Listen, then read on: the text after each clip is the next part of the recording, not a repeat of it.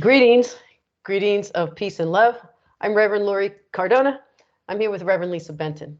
Together we present Miracles with a Twist conversations. This is our opportunity to dig deep and discuss issues and the forum that was presented, the podcast Miracles with a Twist. That podcast drops on Thursdays. We follow it up on Tuesdays with a discussion. So we're glad to be here. We hope that you will also join in discussion by sending us an email. Let us know what it is you would like to hear more about. But we begin by taking a nice deep breath together. Exhaling into our hearts. We take this moment to give thanks for this opportunity to be joined heart to heart, soul to soul, mind to mind, brother to brother, sister to sister, mighty companions, kindred spirits. Here with a dedication to this interfaith perspective on A Course in Miracles so that we can rise higher, pray harder, love steadily, forgive readily as we go along on this very sacred path together, unfolding into each day to be of service to one another, to be a blessing and to receive blessings, to wait in silence when silence is called for the direction and the guidance of Spirit. Asking, where do you want me to go? What do you want me to do? What do you want me to say and to whom? And then to follow through, we ask for the willingness to grow stronger within us, a deep sense of dedication as we are servants, disciples, spiritual warriors. We give thanks. We give thanks for this day, for this connection. We come into this moment grounded and in awe by taking another nice deep breath in and exhaling into this moment of connection. Goddi Lisa, hello. Hello, Rev Lo. How are you today? Great, doing great. Great. Me too. It's been kind of hectic, but it was a hectic morning. I know. I'm sure your morning was hectic too, but I'm really glad to be here. This class, and I probably start out like this. If I look back at all our videos, I probably start out with, this was just such a marvelous class or whatever, but that's great, right? So we were talking about lesson 109, which is a very powerful lesson, as are all of them, but this is a really neat one. I rest in God. And you had shared with us that you wear an ID bracelet that says, I rest in God. And that during seminary, one of your seminarians said, hey, you got my bracelet, I rest in God. Yeah. And I just thought that was so cool. Amazing. Because this is such a powerful lesson of on many levels. Just reading it, if one reads it, they'll see, and I'll talk about that. But also personally, for me, it really helped to ground me. And I need that grounding, and I love that grounding, and that's what I love about lessons. And while I've humbly confessed that I am not the most stringent student with every hour and half hour and so forth, I read my lessons and I try very hard to carry them with me. And I rest in God, what better place, So you had said, I can't remember what it was, but you had said that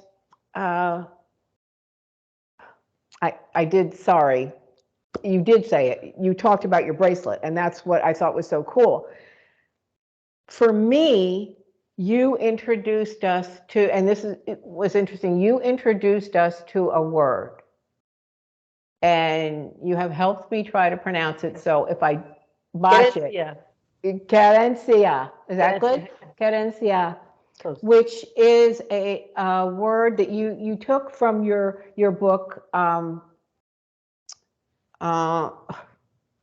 Bumpy Road to Enlightenment? Yes. The Bumpy Road to Enlightenment. Collected along the path. Yes. And you were describing this word for us, because there is no, as I learned, there is no literal translation from Spanish to English for this word. But one of the words you used, and you just referenced it in the book, and I took out my book and I read it. It was nest, and with that, I immediately thought, and this may sound kind of silly, but I thought about my mother when we were young children in my family. I'm the oldest of 7, and so my mother always had her hands full, but she did try her very best to try to notice when things were going on. And one thing she did, which still sticks with me, is that she, if we were feeling out of sorts or not feeling well or something, she would say, "You want me to make you a nest?" And we're like, "Yes, please, Mommy." And she would find a little spot somewhere in the house where the rest of the gang wasn't, maybe a chair or a corner or whatever, and she would pack it with pillows and blankets, put us in there, just one, whoever needed the nest, and give us a book or a toy or whatever and say, "Go to sleep," or read the book, whatever. But I lived in a home, and not to get into anything, it was a place where I did not have a sense of safety. In my nest, I had this wonderful sense of safety. And when we started to talk about I rest in God, and by the way, as we read this chapter, one thing you had said was that you felt like praying in the very beginning. And I could see why, because as we read this chapter, it's a giant prayer, one right after another. It's just beautiful. Yes. And I rest in God is used like 5 or 6 times throughout the lesson. And the word rest is used 27 times in this one lesson. So rest is essential. I rest in God is so powerful, but I was thinking I nest in God. And I pictured the nest, or me going up to my mom and saying, "Mom, will you make me a nest?" And she would, of course. And we had nests, believe me, as a teen, I had my nest.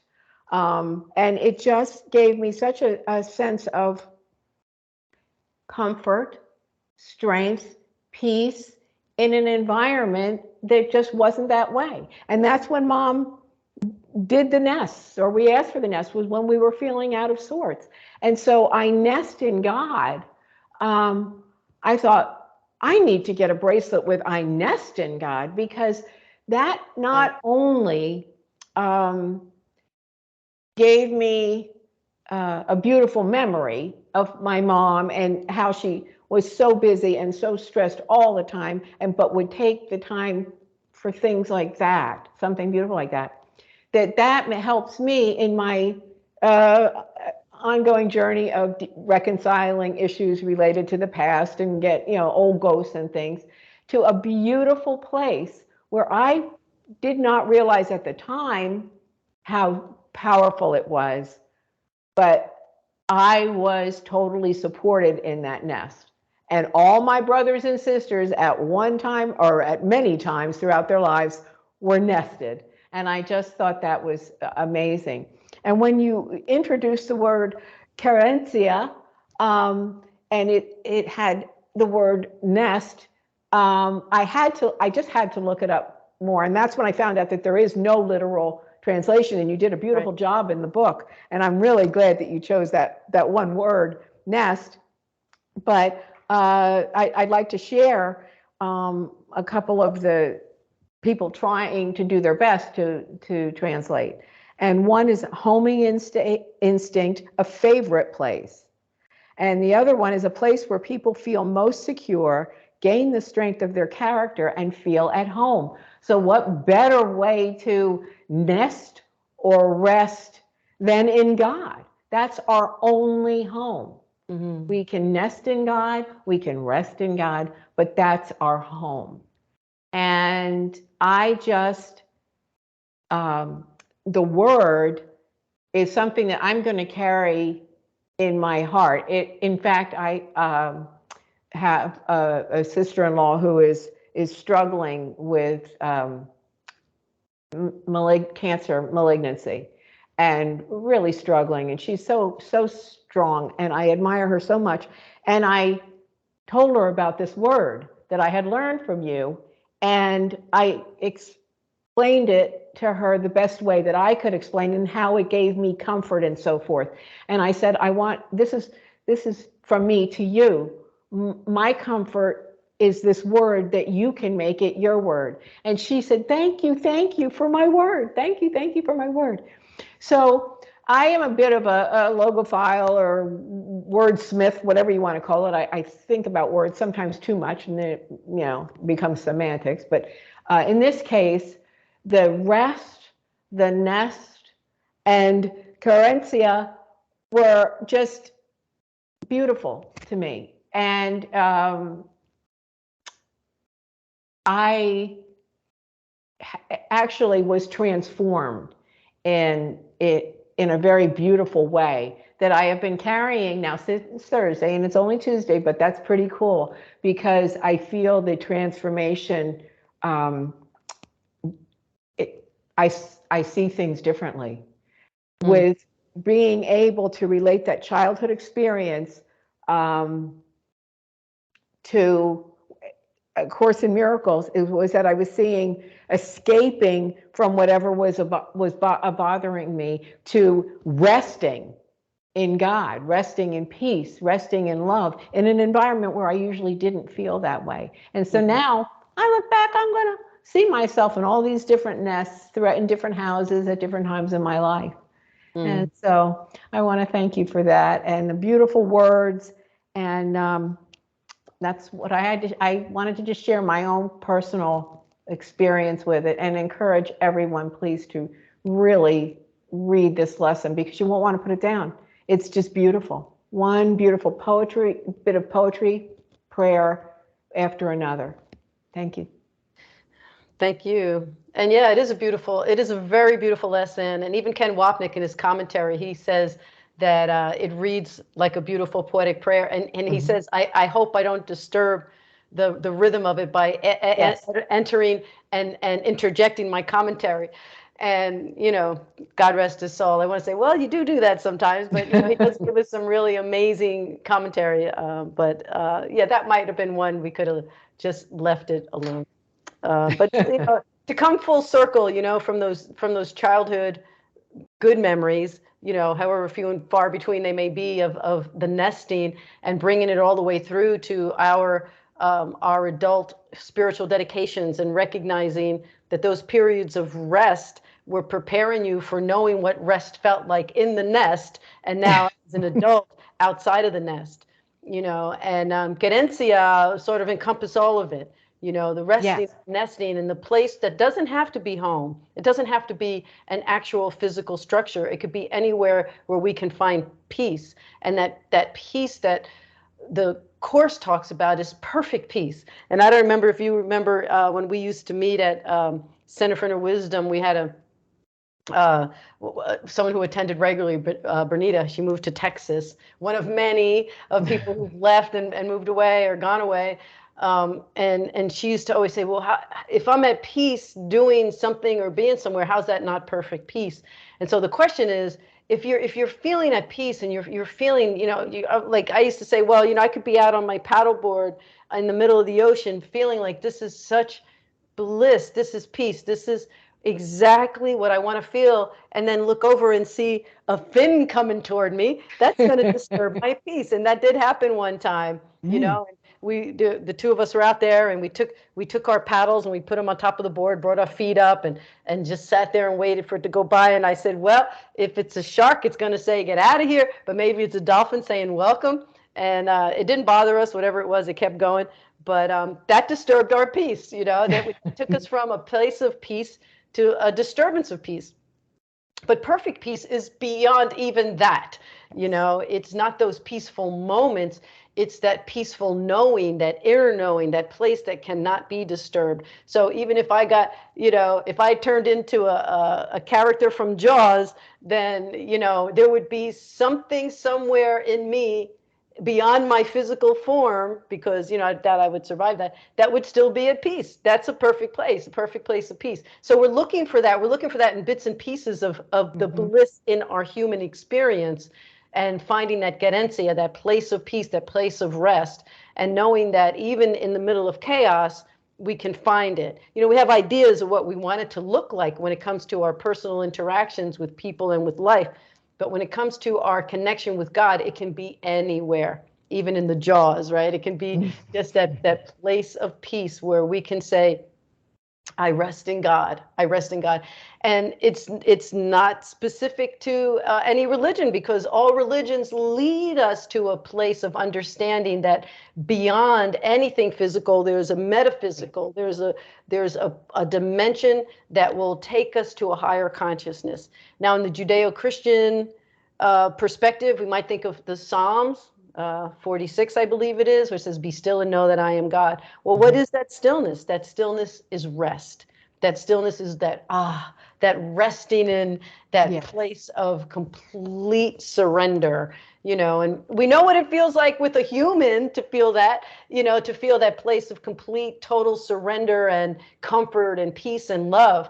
And so the rest in God is even beyond that, because it's beyond whatever disturbance can come to those moments. Right. And, you know, so we look for them in those holy instants, you know, those holy instants. We say, oh, I get a glimpse of it. I get a glimpse of it. And in the Hindu tradition, they call it Shaktipat, you know, those moments where you're touched by the guru and you're just in this place of complete bliss.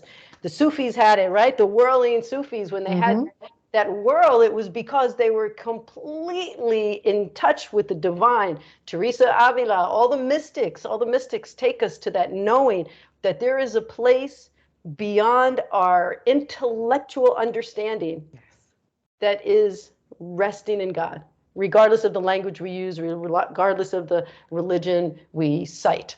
It is a rest in God. And so I'm glad it brought you full circle from the nesting to the resting. And thank you, Mama. Thank you to Goddi Lisa's mama for giving her that beautiful memory of childhood. So thank you for this conversation. And we go on to the day to rest in God. Yes, absolutely. And thank you so much for one more thing. I'm sorry, Goddi Lisa. I just wanted to say one more thing. I got a lot of response to that podcast, and this one person said that she said, I don't know what to inscribe on my bracelet. So she was going to get multiple bracelets. So she said, I want to rest in God, but she also, and you want to nest in God, but she also, when her grandson is upset, she tells him to be like a turtle. Be like a turtle and go within. So she's going to get one that says, be like a turtle. And one that says, I rest in God. You're going to get, I nest in God. Now I'm thinking of getting one that says, Querencia. So, you know, it's a thing now. Amazon's going to be really happy with all these new orders for inscribed bracelets. But this one wasn't actually Amazon. This was a gift. And I've been wearing it. It's nonstop. I wear it all the time. And I have another bracelet that I wear underneath, because I don't know if you know this, but I kind of walk as an altar. You know, I carry beads sort of secretly that represent my interfaith spirituality. I carry a ring. I wear a ring that represents my vows. And then a bracelet I've been wearing since 1973, when my grandmother died. I had made her a bracelet for Christmas, and she wouldn't let when she went to the hospital, she wouldn't let the nurses take it off of her. And so when she passed, the way I found out she passed was my mother handed me the bracelet. So I put it on and I said, I will never take it off. So of course, that was 1973. The bracelet has changed over the years, but I've never been without a bracelet that represents my ancestry altar now. So I have my ancestry altar, my vows, and my interfaith sacred journey, all with me, walking and talking through life, you know. So other people are wanting to order bracelets, so let's see what everybody comes up with. And tell us about it. Put it in the comments or send us an email, whatever. We'd love to hear it. We'll see. Well, a lot of people contact me personally for some reason. I think it just they like that one-on-one. So I get it. Any way we can get it, we'll take it. All right, now you can. I'm sorry, I didn't mean to interrupt you. No, not at all. That was wonderful. I loved how personal this lesson really ultimately touched us. You know, we were able to talk about it and share it. I thought, and this was, you read this, but I'm going to read it again, because as a tribute to my mother, who absolutely adored Somerset Maugham. My mom is alive, but she's been in a nursing home for 3 years, and she's pretty much non-responsive. Yeah. And she just loves Somerset Maugham. So she used to recite to me when I was younger, just little things, or she would various poets and writers and stuff, but because we talked about everything. But she loved Somerset Maugham, and I loved his name. I just thought the way, and as I got older and read more of him, I was like, he writes like his name. It's like that name is so beautiful, Somerset, Yes. you know? Yes. So, but this was beautiful, what you shared with us. And this is to you and to everyone and to my mom, Judy. Sometimes a man hits upon a place to which he mysteriously feels that he belongs. Here is the home he sought, and he will settle amid scenes that he has never seen before, among men he has never known, as though they were familiar to him from his birth. Here at last he finds rest. And that's exactly what I did with the rest in the nest. And yes, amen to that. Amen. Thank you so much. All right, see you Thursday. See you next week. God bless you. You too.